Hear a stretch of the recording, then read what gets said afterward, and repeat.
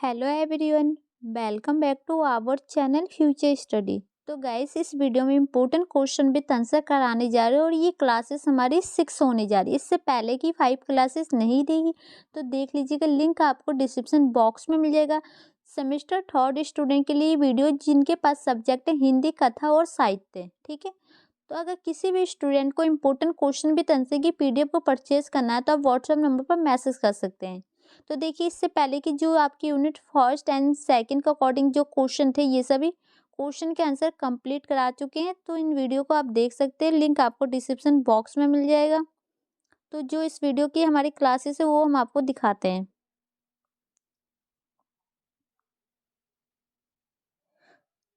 तो देखिए गाइस, जो कि आपका चैप्टर यहाँ पर लिया गया है, उपन्यास वाले ये सभी क्वेश्चन हो चुके थे।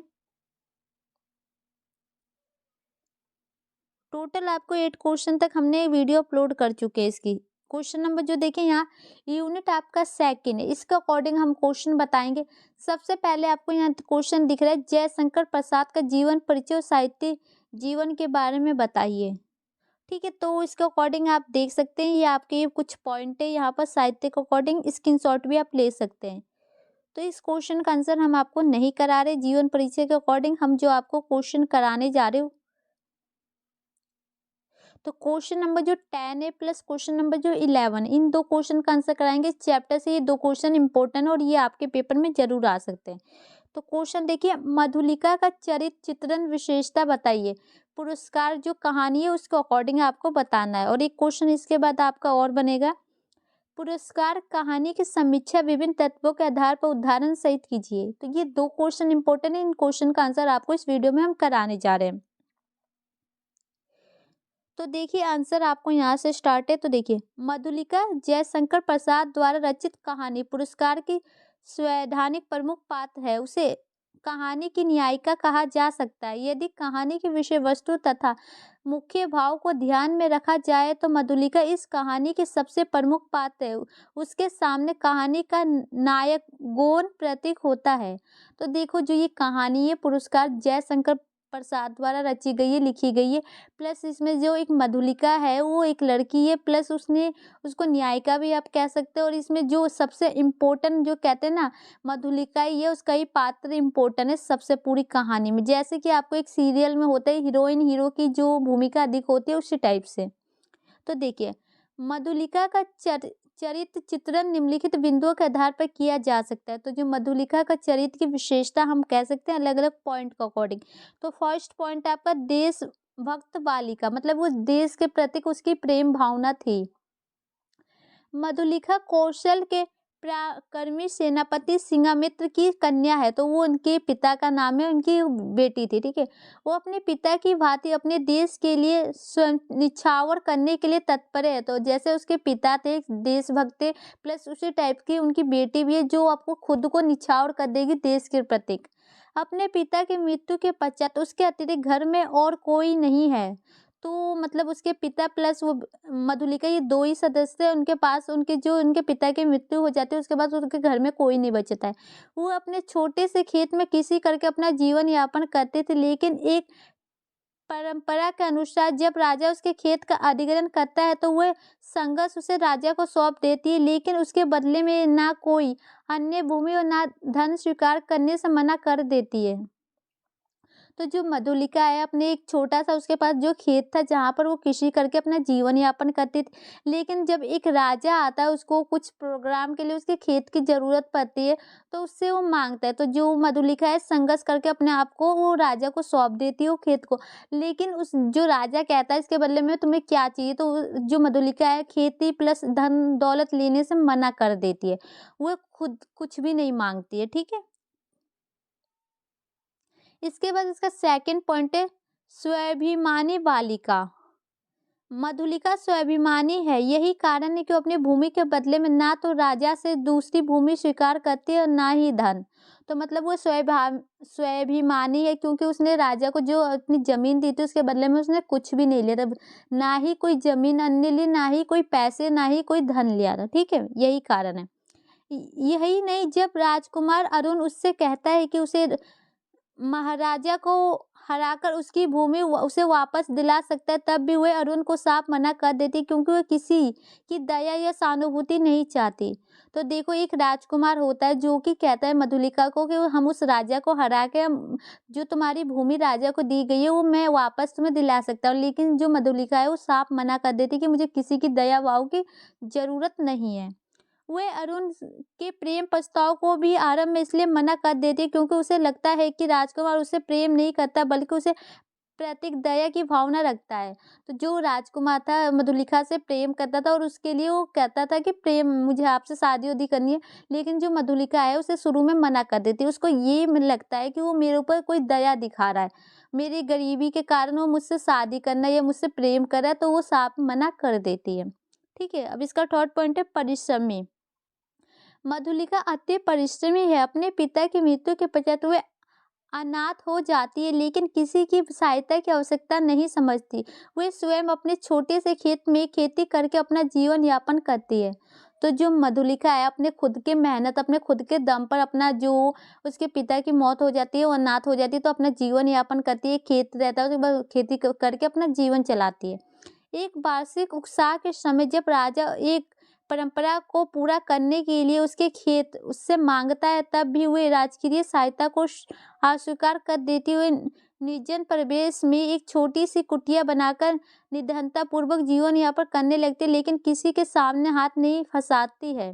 तो देखो, जब वो राजा आता है कि उसके एक उत्साह करना है, प्रोग्राम करना है, उसके खेत मांग लेते, लेकिन उसके बाद भी वो एक छोटी सी कुटिया मतलब झोपड़ी टाइप का कुछ बना के वहाँ रहती है, लेकिन किसी के आगे हाथ नहीं फैलाती कि मुझे घर चाहिए, तो मुझे खेत चाहिए, कुछ भी नहीं चाहिए। तो राजा द्वारा जो भी उसे दिए जाते उसको लिए भी वो मना कर देती है। ठीक है, प्रेमी हृदय की। देखो, उसके हृदय में ना बहुत सारे प्रेम की भावना होती है। देखिए, मधुलिका प्रेमी हृदय की स्वयमिनी है। वह प्रथम झलक में ही राजकुमार अरुण को हृदय से चाहने लगती है। तो देखो, जो मधुलिका है पहली झलक में ही जो राजकुमार अरुण होता है उसको चाहने लगती है। यही कारण है कि एक बार विद्रोही राजकुमार अरुण ने प्रेम बंधन में बंधकर हुए देशद्रोह करने के लिए तैयार हो जाती है। तो देखो, यही कारण था कि जो राजकुमार से वो प्रेम करती है, इसके अकॉर्डिंग वो एक बंधन में बन जाती है और उसके प्रति जो उसके गलत कार्यों में वो साथ देने लगती है और उसके साथ भविष्य के सुंदर सपने सजोने लगती है और भविष्य में मतलब शादी ब्याह और जैसे सुंदर सपने देखती है। ठीक है, वह संधि की आवश्यकता में प्रवेश करने लगती है। एक सुंदर बालिका के हृदय में इस प्रकार की भावना का उत्पन्न होना निहत स्वाभाविक है और एक लड़की की मतलब भावना ये सब आना बहुत ही स्वाभाविक बात है कि आम बात है। प्रेम और कर्तव्य के झेलती बालिका। देखो, प्रेम और कर्तव्य के बीच में वो जो मधुलिका है उसको एक को चुनना था, तो उसने दोनों को चुना। देखो कैसे, मधुलिका के हृदय में प्रेम और कर्तव्य के बीच संघर्ष चलता रहा। कहानी के आरंभ में वे अपने कर्तव्य को अधिक महत्व प्रदान करते हुए अपनी भूमि राजा को दान कर देती है। यही नहीं, वो अपनी आजीविका के लिए कोई राजकीय सहायता भी स्वीकार नहीं करती। तो देखो, जो कि मधुलिका है उसका संघर्ष ये है कि वो अपने कर्तव्य के अकॉर्डिंग राजा को भूमि भी दे देती है, बदले में उससे कुछ लेने को भी नहीं लेती और मना कर देती है। राजकुमार अरुण के प्रेम प्रस्ताव में भी आरंभ में वे स्वीकार नहीं, तो शुरू में वो स्वीकार नहीं करती लेकिन बाद में करती है। ठीक है, एक समय ऐसा प्रतीक आवश्यक होता है कि वह अरुण के प्रेम वर्ष में बनकर अपने कर्तव्य को भूल जाती है और राष्ट्र के विद्रोह करने को तैयार हो जाती है। तो देखो, एक समय ऐसा आता है कि जो अरुण के उसने प्रेम को स्वीकार कर लिया है, प्लस वो देशभक्ति की जो भावना से अलग होते हैं उसके विद्रोह के कारण बनती है। लेकिन कहानी के अंत में हम देखते हैं कि वे अपने कर्तव्यों के समक्ष अपने प्रेम को निछावर कर देती है और एंड में ये होता है कि अपने कर्तव्य के अकॉर्डिंग अपने प्रेम को त्याग देती है, निछावर कर देती है, अपने कर्तव्य को पहले महत्व देती है। ठीक है, ये ऐसा इसलिए कहा जा रहा है क्योंकि जब अरुण को एक फांसी की सजा दी जा रही थी तो उसे मधुलिका को बोला गया कि तुम्हें क्या पुरस्कार चाहिए, तो उसने इसलिए कहा था कि मुझे भी अरुण के साथ फांसी दे दी जाए, अपने प्रेम के साथ मुझे मरना है। तो यही पुरस्कार कहानी में आपको देखने को मिलेगा और पढ़ने को आप समझेंगे। तो अब निष्कर्ष देखिए इसका। इस प्रकार मधुलिका का चरित्र देशभक्ति, त्याग, स्वाभिमान, परिश्रम और प्रेम जैसे महान मानव मूल्यों के ओतप्रोत है। कहानी इस उद्देश्य को अवसर प्रकट करती है कि कर्तव्य प्रेम से कहीं अधिक बढ़कर है, लेकिन जिस प्रकार से मधुलिका राजकुमार अरुण के साथ अपने लिए भी फांसी की मांग पुरस्कार के रूप में करती है, उससे प्रेम जैसे सशक्त मूल्य की महत्व भी अक्षुण्ण रहती है। तो देखो ये कर्तव्य सबसे इम्पोर्टेंट था मधुलिका के लिए और प्लस प्रेम भी इम्पोर्टेंट था, जब तो उसने उस राजा के साथ राजकुमार के साथ फांसी की मांग की कि मुझे उनके साथ ही जीना और मरना है। तो गाइस ये पॉइंट था जो कि आपके पेपर में आ जाए। मधुलिका का चरित्र चित्रण की विशेषता बताइए पुरस्कार कहानी के अकॉर्डिंग। तो ये पॉइंट आपको लिखना है और इम्पोर्टेंट पॉइंट है और इम्पोर्टेंट क्वेश्चन है और आपको ये समझ भी आ गए होंगे अच्छे से।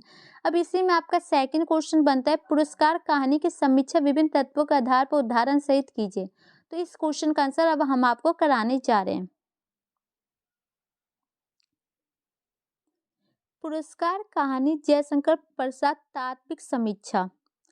कथा वस्तु की दृष्टि से पुरस्कार कहानी का कथानक ऐतिहासिक तथा काल्पनिक आधार पर निर्मित है, पर ऐतिहासिक आधार स्पष्ट नहीं है। कहानीकार ने कौशल नरेश का नमो उल्लेख तक नहीं किया है। मधुलिका कौशल राज्य के अन्यतम योद्धा सिंह मित्र की एकमात्र पुत्री है। कौशल के राष्ट्रीय नियम तथा परंपरा अनुसार इंद्र पूजन के उत्साह के समय किसी महोत्सव के अवसर पर उसकी उपजाऊ भूमि ले ली जाती है। राजकीय अनुग्रह को वह स्वीकार नहीं करती क्योंकि वह भूमि उसके पूर्वजों की है, जिससे बेचने का उसे कोई अधिकार नहीं है। तो देखो यहाँ पर बताया जा रहा है कि जो कि मधुलिका के अकॉर्डिंग जैसे ऊपर पॉइंट लिखा वही है।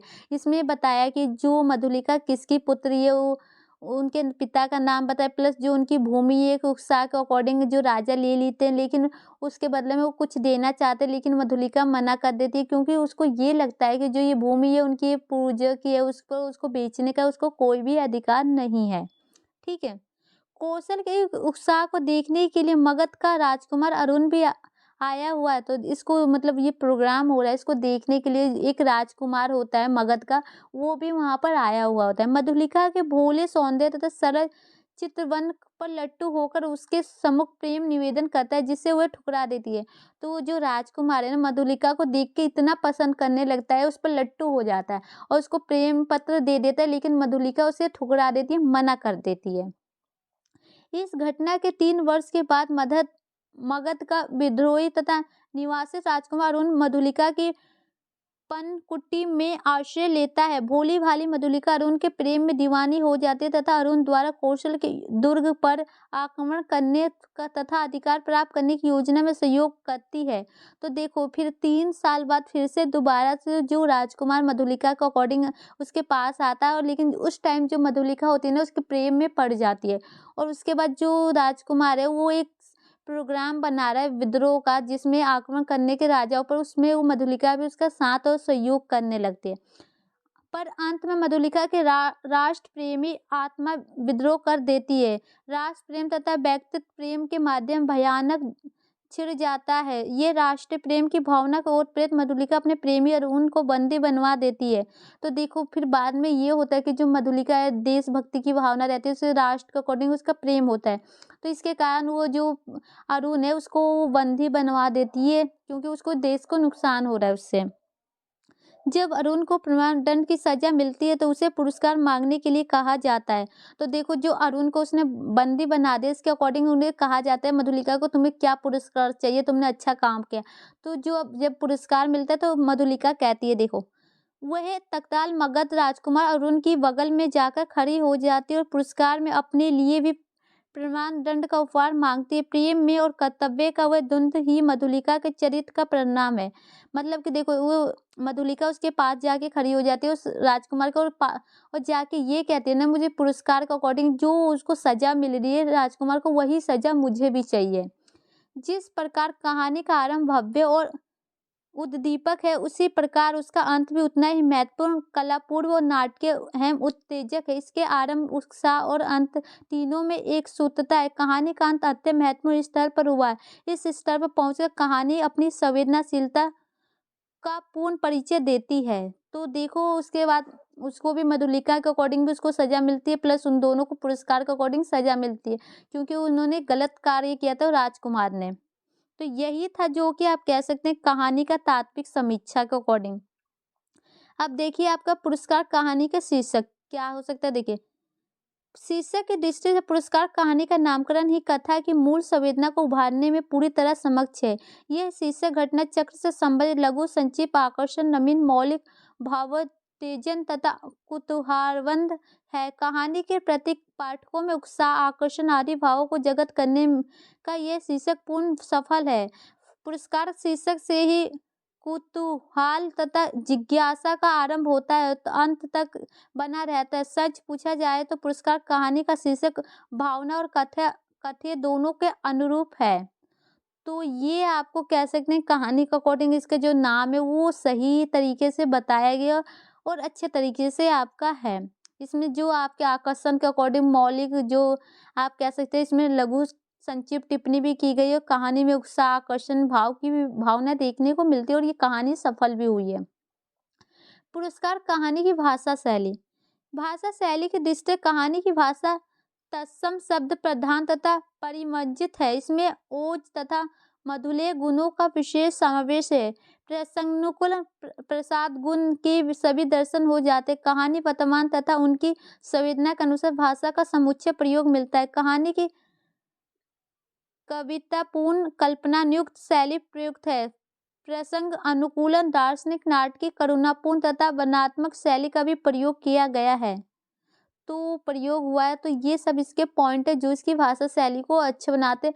आप सिंपल शब्दों में आप इसमें लिख सकते हैं कि इनकी भाषा शैली काफ़ी अच्छी है। इसमें जो नाटकीय, दार्शनिक और जो ये आपके कल्याण, करुणापूर्ण ये सभी भाषा का देखने को उनको मिलता है उनकी शैली के अकॉर्डिंग। अब देखिए पुरस्कार कहानी का उद्देश्य। अब इसका उद्देश्य क्या था इस कहानी के अकॉर्डिंग तो देखते हैं। उद्देश्य की दृष्टि से पुरस्कार कहानी आदर्श प्रदान करती है। भावना की अपेक्षता कर्तव्य श्रेष्ठ, यह आदर्श इस कहानी का मूल धारा है। तो देखो यहाँ पर बताया जा रहा है कि जो आपकी भावना उसके अकॉर्डिंग देखा जाए ना, जो कर्तव्य उससे ज़्यादा ऊंचा और श्रेष्ठ माना जा रहा है। क्योंकि जो मधुलिका ने अपने प्रेम के अकॉर्डिंग देखा जाए तो वो अपने कर्तव्य के प्रतीक पहले रही है, फिर उसके बाद वो प्रेम के अकॉर्डिंग रही है। ठीक है, इसमें देश प्रेम और व्यक्तिगत प्रेम दोनों प्रतिद्वंदित रूप में सम्मुखीय होते हैं तथा एक दूसरे पर हावी। व्यक्तिगत प्रेम को भी अपना गौरव तथा महत्व प्राप्त होता है तथा कलात्मक में व्यक्तिगत प्रेम को भी अपना गौरव तथा महत्व प्राप्त होता है। कहानी की न्यायिका मधुलिका ने देश प्रेम तथा व्यक्तिगत प्रेम दोनों को निवारण करते हुए अपने सामने रूप में महत्व दिया। वह इस दोनों का पालन करके विशेष आदर्श का परिचय देती है और यही कहानी का महत्व उद्देश्य भी है। प्रसाद जी ने इस कहानी में करुणा, सत्य और उत्सर्जन का आदर्श उपस्थित किया है। तो देखो इसमें ये बताया जा रहा है कि जो करुणा, प्रेम प्लस जो मधुलिका है उसके अकॉर्डिंग जो प्रेम को भी देखा गया, राष्ट्रीय भावना को भी देखा गया और कहानी में यही इसका मेन पॉइंट है कि सत्य के अकॉर्डिंग आपको हमेशा रहना चाहिए। तो गाइज फाइनली ये क्वेश्चन विद आंसर यहाँ पर कंप्लीट हो चुके। ये 2 क्वेश्चन में से एक क्वेश्चन आपके पेपर में पूछा जा सकता है, इंपॉर्टेंट क्वेश्चन था। अब आपकी नेक्स्ट क्लासेस होगी जो चैप्टर 4 है इसके अकॉर्डिंग करा देंगे। तो वीडियो अच्छी लगे तो लाइक शेयर कीजिए। Thank you.